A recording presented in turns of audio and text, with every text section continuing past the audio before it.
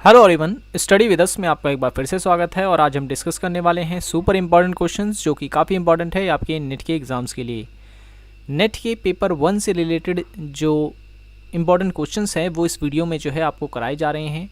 और ये जो क्वेश्चंस हैं ये लगभग सभी टॉपिक्स के मिक्स हैं, जिसमें teaching aptitude, research aptitude, communication और इन्वायरमेंट, हायर एजुकेशन, सभी टाइप के क्वेश्चन जो है मैं इस वीडियो में लेके आया हूँ।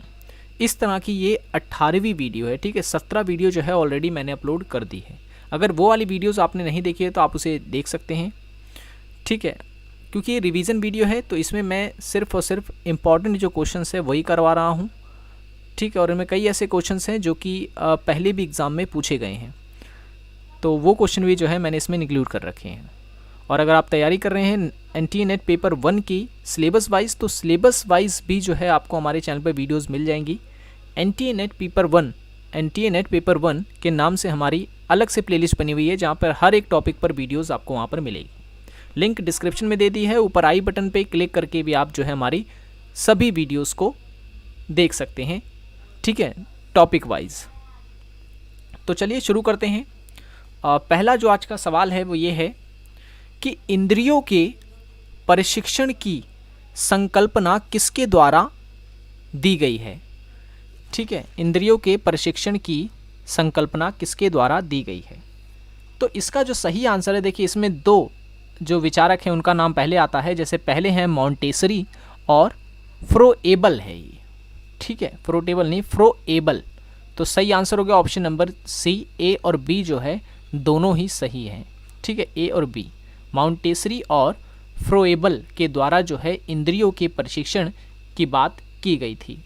अब हमारी जो इंद्रियां होती हैं हमारे शरीर में, ये 5 तत्वों में बटी हुई हैं। जैसे कि आँख, ठीक है, आँख हो गया, नाक,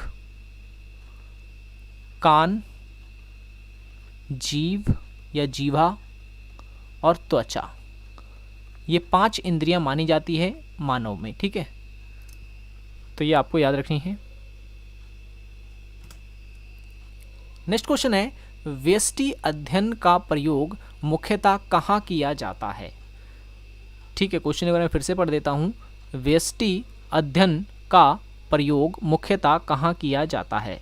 तो देखिए व्यष्टि अध्ययन का मतलब कि इंग्लिश में जिसे हम बोलते हैं माइक्रो स्टडी, ठीक है। तो इसका जो प्रयोग है वो किया जाता है जीव विज्ञान में भी, ठीक है, और इतिहास में भी किया जाता है और समाजशास्त्र में भी किया जाता है। तो सही आंसर हो गया इसका ऑप्शन नंबर डी, उपयुक्त सभी में किया जाता है, ठीक है। और भी कई सारे विषय होते हैं जैसे मनोविज्ञान, ठीक है, मनोविज्ञान में भी किया जाता है। प्रबंधन यानी मैनेजमेंट, इसमें भी किया जाता है, ठीक है। तो ये आपको इसमें याद रखना है। नेक्स्ट क्वेश्चन है, शिक्षण की अनुमानित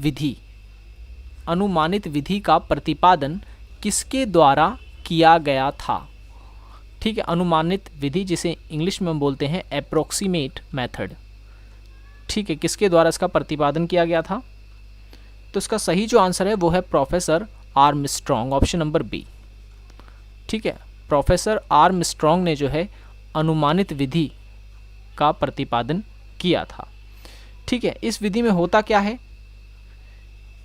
इसमें होता यह है कि छात्रों में जांच की भावना विकसित करना जो है इसका मुख्य उद्देश्य रहता है, ठीक है। छात्रों में जांच की भावना विकसित करना, ये मुख्य उद्देश्य होता है अनुमानित विधि का, ठीक है। इसमें जो छात्र होता है वो ज्ञान का प्रयोग ही नहीं करता बल्कि ज्ञान की आविष्कारक भी बन जाता है, ठीक है। इस विधि के तहत ये याद रखें आप कि जो छात्र होते हैं वो ज्ञान का प्रयोग ही नहीं करता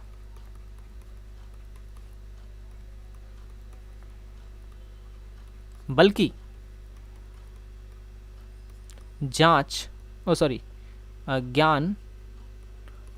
के आविष्कारक भी बन जाता है, ठीक है। ये लाइन आपको याद रखनी है, ठीक है।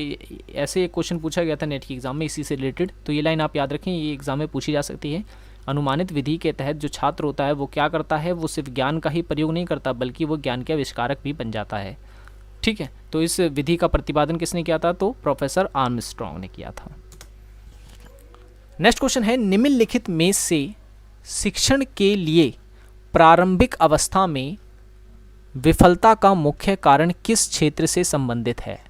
मैं क्वेश्चन एक बार फिर से पढ़ देता हूँ। निम्नलिखित में से शिक्षण के लिए प्रारंभिक अवस्था में विफलता का मुख्य कारण किस क्षेत्र से संबंधित है। तो देखिए इसका जो सही आंसर है वो है ऑप्शन नंबर 'सी'। ठीक है, शिक्षक का ज्ञान। जो छात्र होता है उसकी प्रारंभिक अवस्था जो होती है शिक्षण की, वो विफल हो जाती है क्योंकि अगर शिक्षक जो है उसमें ज्ञान नहीं है तो ठीक है, वो अयोग्य है अगर, तो ठीक है ना। तो इसका सही आंसर हो जाएगा शिक्षक का ज्ञान जो है वो प्रभावित करता है शिक्षण की प्रारंभिक अवस्था को। ठीक है, ऑप्शन नंबर 'सी' जो है इसका करेक्ट आंसर है। नेक्स्ट क्वेश्चन है, निम्नलिखित में से, ठीक है, निम्नलिखित में से कौन सा अवलोकन का प्रकार नहीं है। अवलोकन का प्रकार नहीं है, जिसे हम इंग्लिश में बोलते हैं ऑब्जर्वेशन। ठीक है, ऑब्जर्वेशन। देखें, संरचित अवलोकन, असंरचित अवलोकन या प्रतिभागी अवलोकन। प्रकार है होना चाहिए था, नहीं, इसमें से काट देंगे। ठीक है, सही आंसर ऑप्शन नंबर डी, उपयुक्त सभी। उपयुक्त सभी जो है इसका आंसर है। ठीक है, ये सारे के सारे जो हैं ये अवलोकन के प्रकार हैं।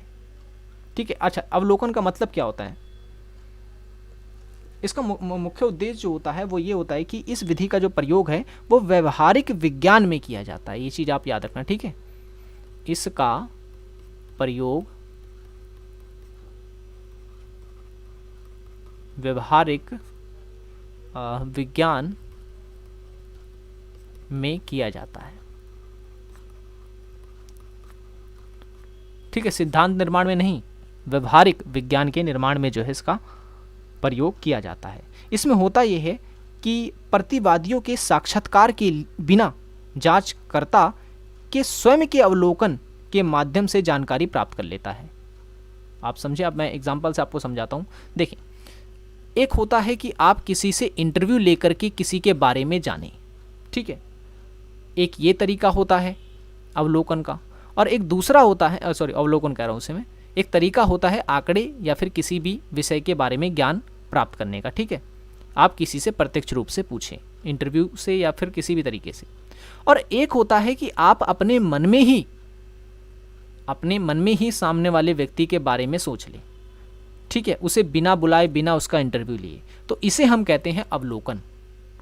ठीक है, इसे हम कहते हैं अवलोकन, जब हम बिना किसी साक्षात्कार के किसी व्यक्ति के बारे में जांच लेते हैं या कुछ विचार जो है वो मान लेते हैं, तो इसे हम अवलोकन कहते हैं। ठीक है, नेक्स्ट क्वेश्चन है, गौण प्रदत्त, ठीक है, बाहरी स्रोतों द्वारा एकत्रित किया जाता है, इसमें कौन सा इसका उदाहरण है?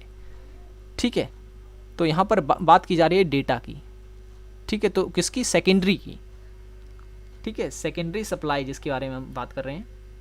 तो जो गौण प्रदत्त बाहरी स्रोतों द्वारा एकत्रित किया जाता है, इसमें से कौन सा इसका उदाहरण है? तो देखिए, बाहरी स्रोतों से रेडियो भी आ जाएगा, इंटरनेट भी आ जाएगा, पत्रिकाएं भी आ जाएंगी। तो सही आंसर क्या हो गया? उपयुक्त सभी। उपयुक्त सभी जो है इसका करेक्ट आंसर है। और भी हो सकता है, जैसे किताबें, ठीक है, समाचार पत्र, ये सब भी जो है इसमें आ जाएंगे। अच्छा, अब अगर आपसे पूछ ले गुणात्मक प्रदत्त और संख्यात्मक प्रदत्त में क्या अंतर होता है, या मात्रात्मक जिसे हम कहते हैं, गुणात्मक प्रदत्त और मात्रात्मक प्रदत्त में क्या अंतर है? तो दोनों में अंतर यह है कि गुणात्मक जो होता है, ठीक है, इसमें संख्याओं का इस्तेमाल नहीं किया जाता, संख्याओं का इस्तेमाल इसमें नहीं होता है। जबकि मात्रात्मक जो प्रदत्त होते हैं इसमें संख्याएं इस्तेमाल की जाती हैं, जैसे सर्वेक्षण वगैरह किया जाता है ना, आंकड़े, जो आंकड़ों से संबंधित होता है वो होता है मात्रात्मक प्रदत्त। ठीक है, ये चीज़ आपको याद रखनी है। जो आंकड़ों से जुड़ा होता है वो मात्रात्मक प्रदत्त होता है, जो आंकड़ों से नहीं जुड़ा होता वो गुणात्मक प्रदत्त होता है। एक होता है वस्तुनिष्ठ प्रदत्त भी होता है, विषयनिष्ठ प्रदत्त भी होता है। तो वस्तुनिष्ठ प्रदत्त ये होता है जब हम एक से अधिक व्यक्ति जिसमें शामिल होते हैं, ठीक है, तो वस्तुनिष्ठ प्रदत्त कहलाता है। जबकि जो विषयनिष्ठ प्रदत्त होता है उसमें किसी एक व्यक्ति या किसी एक वस्तु के बारे में हम चर्चा करते हैं या फिर उसके बारे में जांचते हैं। ठीक है, तो ये चीज़ आपको याद रखना है। अब देखिए मैथ का क्वेश्चन है कि एक कार्यालय है जिसमें 108 पंखे हैं। ठीक है, फैन कितने हैं? 108। और कूलर कितने हैं? कूलर कितने हैं? तो कूलर है 132। कह रहा है इनमें से यदि 1/6 पंखे और 1/4 कूलर टूट जाएं, कूलर कितने? 1/4 टूट जाएं और पंखे कितने? 1/6 टूट जाएं, तो उस कार्यालय में कितने पंखे सुरक्षित बचे बताने हैं। तो 1/6, 1/6 का मतलब हम पहले 108 का 1/6 कितना होगा पहले ये निकाल लेते हैं। ठीक है, तो 108 में से हम 1/6 निकालेंगे तो 6 से हम इसे डिवाइड कर देंगे। कितना आ गया? 6 एकम 6, 4 उसको दे दिया और ये आ गया 8 6 48। ठीक है, कितना आ गया? 18। तो 18 जो पंखे हैं वो टूट गए हैं। तो 108 में से 18 हटा दिए तो कितना बचा? 90। तो यानी 90 पंखे हैं जो फिर जो हैं सुरक्षित हैं। तो सही आंसर क्या हो गया? Option number C, option number C. वहीं अगर हमसे कूलर के बारे में पूछता कि 132 कूलर है जिसमें 1/4 कूलर टूट गए हैं, तो कितने कूलर बचे हैं? तो 132 का पहले 1/4 हिस्सा निकालता हूँ, कितना होगा? तो इसे अगर करता हूँ तो 4 3 12, एक हासिल 4 3 12, तो 33 आ गया। ठीक है, यानी 33 कूलर जो हैं वो टूट चुके हैं। तो 132 में से जब मैं 33 घटा दूंगा तो कितना बचेंगे? 99। यानी 99 कूलर जो हैं वो सुरक्षित हैं। अगर कूलर पूछता तो ये आंसर होता, और अगर पंखे पूछा है तो आपका आंसर 90 है। नेक्स्ट क्वेश्चन है निम्नलिखित में से कौन सा एक एप्लीकेशन सॉफ्टवेयर नहीं है? MS ऑफिस एक एप्लीकेशन सॉफ्टवेयर है, मोजिला फायरफॉक्स भी है, फोटोशॉप भी है और गूगल नहीं है। ऑप्शन नंबर डी इसका करेक्ट आंसर है, क्योंकि गूगल एक सर्च इंजन है। ठीक है, गूगल हो गया, याहू हो गया, याकुट हो गया, ठीक है ना, ये सारे के सारे जो हैं ये एक सर्च इंजन है। ओके, तो आज की वीडियो में इतना ही। आई होप ये वीडियो आपको पसंद आया होगा। वीडियो पसंद आया हो तो लाइक करें, चैनल को सब्सक्राइब नहीं किया तो जरूर कर लें ताकि ऐसी वीडियोस की नोटिफिकेशन आपको मिलती रहे। सो मिलेंगे नेक्स्ट वीडियो में। Thanks for watching this video.